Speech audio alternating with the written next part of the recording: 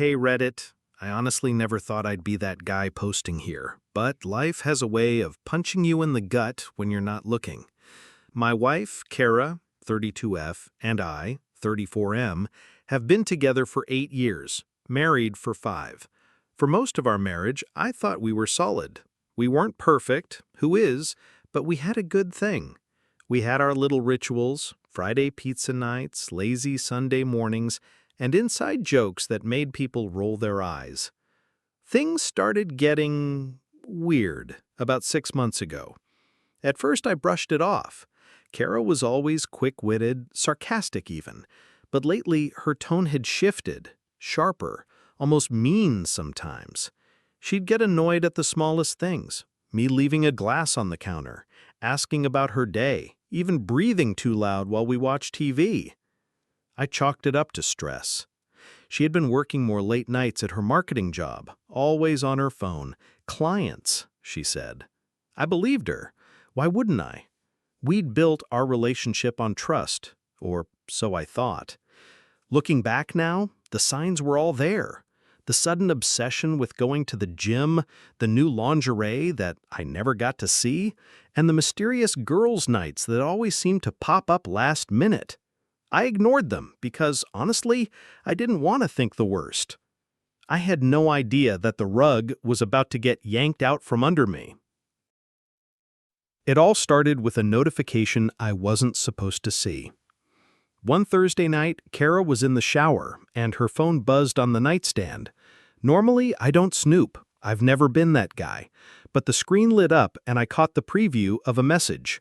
It was from a contact saved as Jess, work, and read, "Last night was amazing. Can't wait to see you again, gorgeous." My stomach dropped. I knew Kara's friend Jess, and this wasn't her number.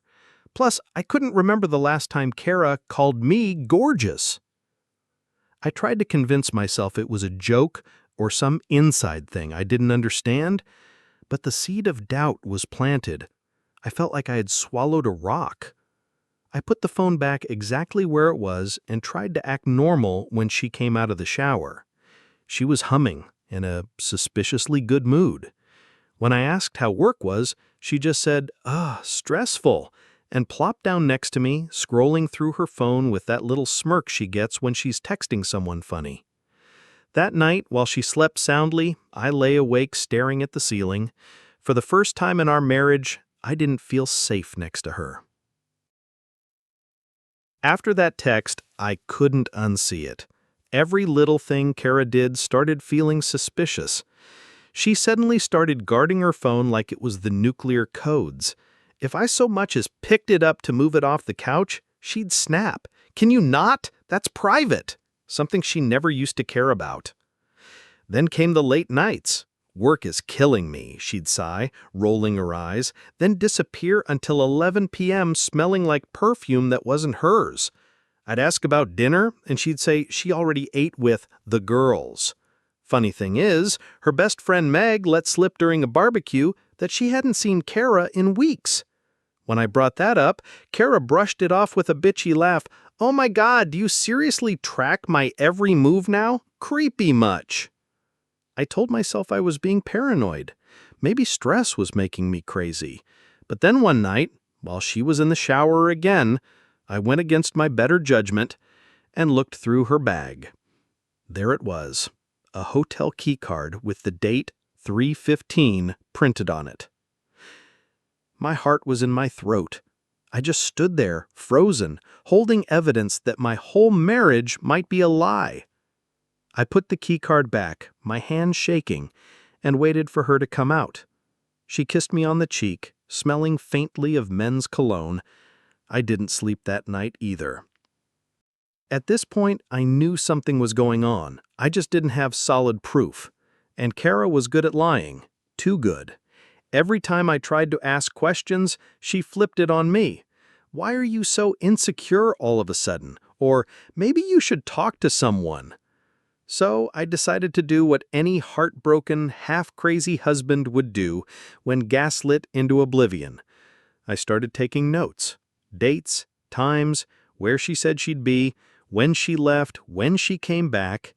I installed a little app on my phone to record our conversations, not because I was going to use them legally or anything, but just to reassure myself that I wasn't imagining the tone in her voice. Spoiler, I wasn't. Then I took it a step further. I confided in my friend Mark, the most level-headed guy I know. He's the one who suggested I follow her one night. I felt like a complete idiot doing it, but I had to know. So when Kara told me she had another girls' night, I waited 10 minutes, grabbed my car keys, and tailed her. She didn't go to any bar. She didn't meet up with Meg or Tasha or any of the usual crew. She went to a Holiday Inn off the interstate. I parked across the lot and watched her get out of the car in heels and a tight black dress. She looked like a woman on a date. A few minutes later, a tall guy in a suit strolled out of the lobby and kissed her, like they'd done it 100 times before. I sat there, gripping the steering wheel so hard my knuckles went white. I didn't even cry. I just felt hollow.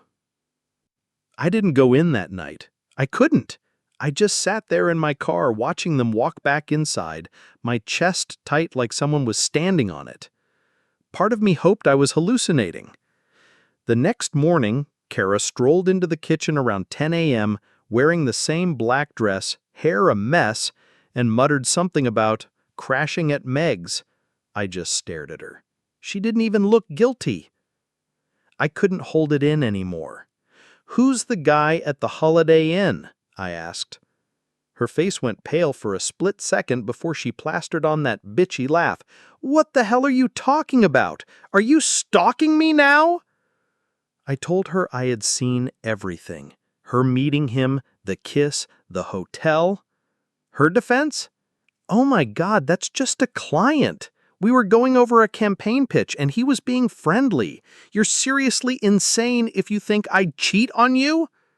When I pressed, she exploded. "You're suffocating me. Always accusing, always snooping. No wonder I need space." I was shaking, part rage, part heartbreak. I told her I wasn't stupid. I knew what I saw. She grabbed her purse, muttered something about not dealing with my jealous man-child energy, and stormed out. The worst part? For a split second, I wondered if she was right. Was I crazy? The days after that confrontation were a blur of arguments, cold shoulders, and me questioning my own sanity. Kara doubled down on the jealous husband narrative. She'd roll her eyes and tell me to get a grip, then storm out for hours. Every time I tried to bring up the Holiday Inn, she'd twist the story. "Do you realize how pathetic you sound spying on your own wife?" Or, "You've completely lost it. Maybe you should talk to someone." I started feeling like a stranger in my own house. She stopped eating dinner with me, slept in the guest room a couple of nights because she needed space, and kept her phone glued to her hand. Then came the kicker. She started telling our mutual friends that I'd gone paranoid, setting the stage so that if the truth came out, she'd already poisoned the well. I got texts from Meg asking if I was doing okay and if I'd considered therapy. I'd catch her smiling at her phone when she thought I wasn't looking. I knew exactly who was on the other end of those messages, and every time she left for another late meeting, it felt like someone was twisting a knife in my chest. I was losing sleep, barely eating, and walking around with a constant knot in my stomach. That's when I decided I needed undeniable, irrefutable proof. I reached a breaking point. The endless gaslighting had me doubting my own eyes. So I decided, no more guessing, I need hard proof.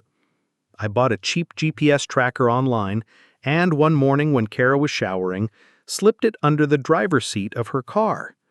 My heart was pounding the whole time, like I was the one doing something wrong. That very night, she told me she was working late and left around 6:30. I pulled up the tracker app and watched her little blue dot drive straight past her office and head right back to that same Holiday Inn. I couldn't stop myself. I drove there. I parked a few spaces away and waited. About 20 minutes later, she came out, laughing with the same tall guy in a suit. This time there was no room for doubt. He leaned in, kissed her neck, and smacked her playfully on the butt before they walked inside together. It felt like my entire body shut down. No anger, no tears, just numb. I took photos. Lots of them. Time-stamped, clear as day. When she came home later, smelling of someone else's cologne, I didn't say a word. I just smiled, handed her a plate of the dinner I'd made, and let her talk about how exhausting her work had been. Inside, though, I was already planning my next move. The next evening, I waited until she'd poured herself a glass of wine and flopped onto the couch, phone in hand, scrolling like always. I sat across from her, pulled out my phone, and calmly slid it across the table. "Kara," I said, "explain these." Her brow furrowed as she tapped through the photos. Her and the guy in the parking lot, his arm around her waist, the kiss on the neck. For a second, she froze.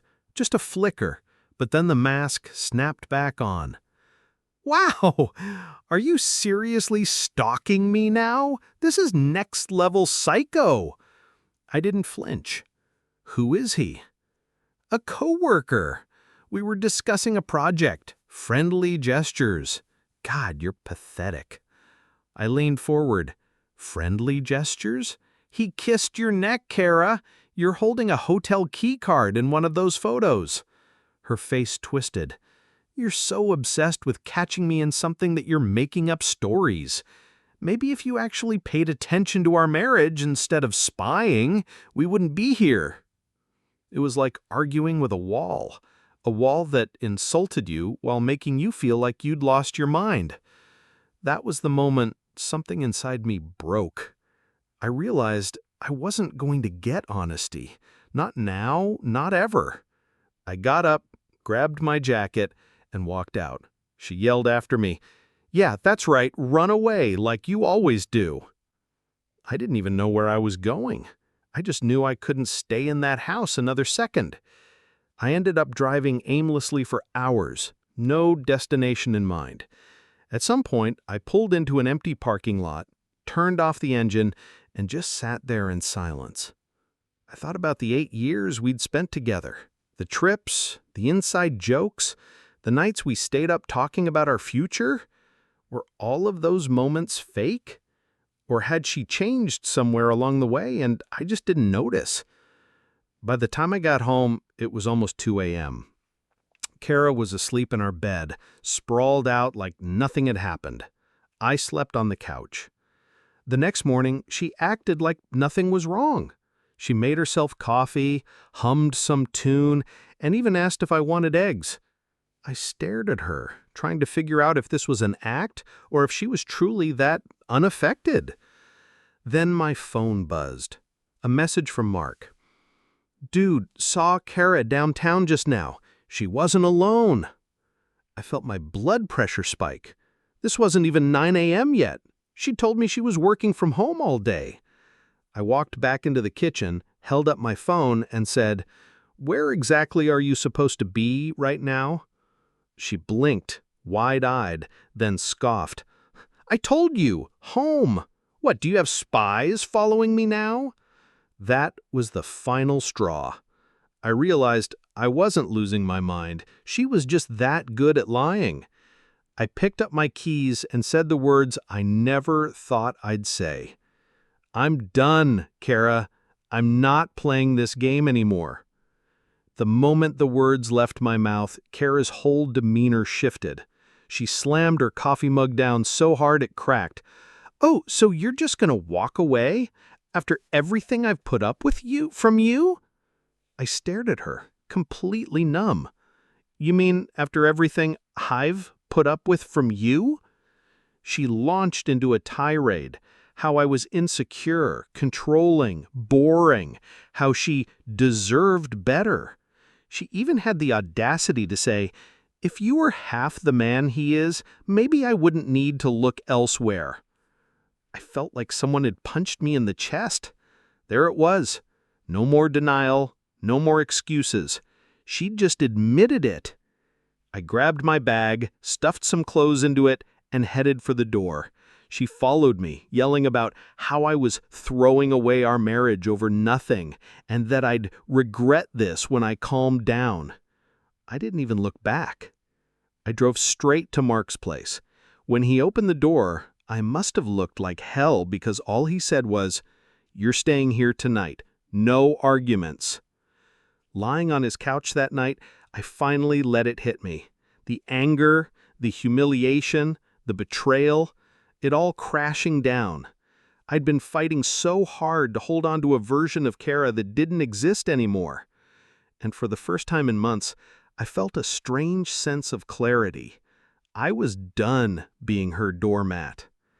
The next few days were a blur of phone calls, texts, and a constant knot in my stomach. Kara blew up my phone with alternating messages. "You're being dramatic. Come home so we can talk. If you walk away from this marriage, you'll regret it. I can't believe you're doing this to me after everything we've been through." Then, just as suddenly, the tone shifted to venom. "You're pathetic. Good luck finding anyone else who'll put up with you." I didn't respond to any of them. Mark convinced me to block her number for a while, but I couldn't bring myself to do it completely. Part of me still hoped she'd suddenly admit everything and apologize, but deep down, I knew that was never coming. Word spread fast. Our mutual friends started reaching out, confused by Kara's version of the story. Apparently, she was telling everyone that I'd had a mental breakdown and abandoned her. A few people even bought it. The betrayal wasn't just between us anymore. It was leaking into every part of my life. I spent hours replaying everything in my head, wondering if there had been a moment I could have stopped this train wreck. But the more I thought about it, the clearer it became. No amount of love or effort could fix someone who didn't want to be faithful. I started looking up divorce lawyers the next morning. Hiring a lawyer made it all real. I'd never thought I'd be sitting across from a divorce attorney, laying out evidence of my wife's affair like I was building a criminal case. But there I was, sliding photos across the desk. Her and the guy at the Holiday Inn, the GPS logs, the hotel key card. The attorney barely flinched. With this much evidence, it should be straightforward. But be prepared, she'll fight dirty. She wasn't kidding. The moment Kara was served the papers, my phone blew up. First, the shocked outrage. "You're really doing this? Over your paranoid fantasies?" Then the bargaining. "We can go to counseling. Please don't throw everything away." And finally, the scorched earth. "Fine. You'll regret this. I'll take you for everything you have." Within days, she drained our joint account of half the savings. She even tried to keep our dog, Max, claiming he was happier with her, despite the fact that she was rarely home. Friends who'd taken her side started pulling away when they saw the evidence, but the damage was done. My reputation was already bruised. I spent nights hunched over paperwork, reliving every betrayal in black and white, while Kara posted smiling selfies online like nothing had happened. The worst part, she still wouldn't admit she cheated. To her, I was the crazy ex-husband making up stories. But for the first time in months, I felt like I was finally taking control back. About 2 weeks after she was served, Kara showed up at my work unannounced. She was wearing that fake, sweet smile she always used when she wanted something. "Can we just talk?" she asked, like we were a normal couple who had a simple fight over dinner. I was 2 seconds from slamming the door in her face, but some twisted part of me was curious. What was the angle this time? We went to a coffee shop nearby. She started in with the same old lines. "You're blowing this out of proportion. It was just emotional. It barely meant anything." "I still love you, you know." I stared at her. "You cheated. You lied. You tried to make me think I was losing my mind." Her eyes got wide, like she was the victim. I only did that because you wouldn't let it go. You were so controlling. I felt like I couldn't breathe. That was her excuse for infidelity, that I didn't trust her enough, after she gave me every reason not to. I stood up and left mid-sentence. No drama, no shouting. I was just done. It was the first time I didn't feel the urge to explain myself to her. Something shifted in me that day. The grief turned to clarity. The pain turned to resolve. I didn't want to fix things. I wanted to be free. The divorce dragged on for another 2 months, but every day that passed felt like a weight lifting off my chest. I got Max back, my lawyer fought tooth and nail for that, and moved into a small apartment downtown. At first, the silence was crushing. I'd come home from work and half expect Kara to be there rolling her eyes at something on her phone. But then the quiet started feeling peaceful. No more walking on eggshells. No more second-guessing every word I said. I started going to the gym again, grabbing beers with friends I hadn't seen in months, and even picked up photography, something Kara always called a waste of time. Meanwhile, Kara kept trying to pull me back in. Random texts like, "Do you ever think about us?" Or, "Max must miss me. Maybe we could get dinner, just to talk." I didn't respond to any of them. For the first time in years, I was making choices purely for myself. One night,